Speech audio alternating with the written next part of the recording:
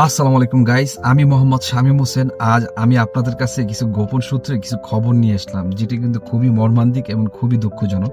যারা দীর্ঘক্ষণ সিরিয়ালে দাঁড়িয়েও আমরা তেল পাচ্ছি না, যেমন ডিজেল, অকটেন, পেট্রোল, সেই তেলগুলো আসলে কোথায় যায়? তা গোপন সূত্রে যে নিউজটা পেয়েছি, বড় বড় কোম্পানিগুলা তারা ডিপো থেকে সরাসরি তেল এনে তারা তাদের নিজস্ব কোম্পানিতে নিজস্ব রিজার্ভ বানিয়ে সেই তেলগুলো তারা এখন মজুত রাখছে। যেমন ডিজেল, পেট্রোল, অকটেন, এমনকি কেরাসিনের মতো তেল তারা মজুত করছে, যাতে কখনো কমতি না হয়। যেমন তাদের ডেলিভারির যত গাড়িগুলো আছে, যারা 64 জেলায় তাদের মালামাল নিয়ে যায়, সেই কোম্পানির ট্রাক থেকে শুরু করে পিক বা তাদের হুন্ডা, তাদের পার্সোনাল গাড়ির তেল তারা টোটালি মজুদে রাখছে। এমনকি তাদের মেশিনারি যা তেলে চলে পর্যাপ্ত পরিমাণ তারা রিজার্ভে রেখেছে, যারা কমতি না পড়ে। তো গাইস, ঘটনা যদি সত্য হয়, তাহলে আপনার আমার তেল পাওয়াটা বর্তমান পাম্পে পাওয়াটা খুবই মুশকিল হয়ে যাবে। কিন্তু তারা সরাসরি কিন্তু পাম্প থেকে তাদের গাড়িতে করে তেল আনার কোনো সুযোগ নেই, কারণ সরকার একটা লিমিট ধরিয়ে দিয়েছে তেল নেওয়ার জন্য।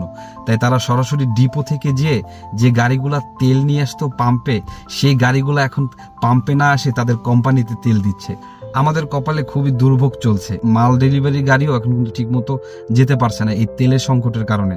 আসলে তেল আমরা পর্যাপ্ত পরিমাণ পাচ্ছি না। তো গাইজ, ভিডিওটা সবার কাছে বেশি বেশি করে শেয়ার করে দিন।